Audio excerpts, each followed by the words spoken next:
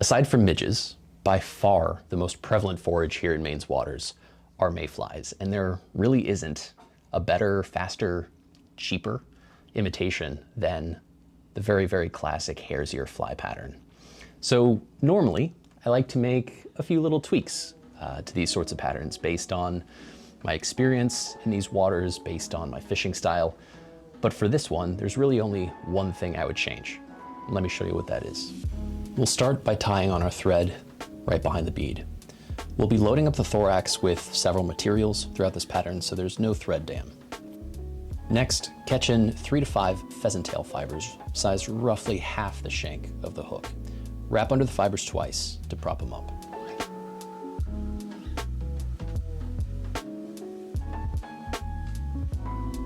Now, tie in your copper or your gold wire. The wire color can be adapted to the specimens in your own waters. Gold is classic, olive is my other go-to. Return your thread to the end of the tail and select a thumb pinch of dubbing. Create a very even noodle and wrap it to the 1/3 mark of your hook shank. Wrap your wire in the opposite direction of your dubbing wraps, broadening your segments toward the eye. Then tie off the wire at the end of the dubbing and helicopter the excess.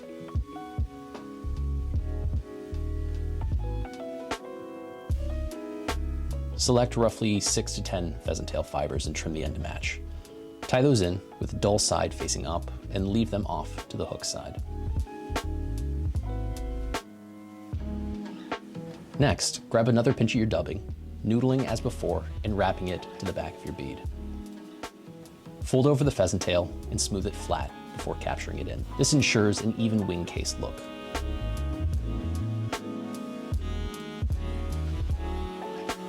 Lastly comes my own little flourish.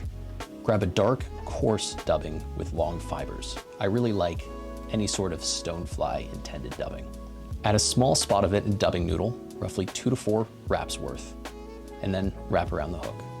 Cross the dubbing just a couple extra times with a dark thread, and then add 2 4-turn whip finishes.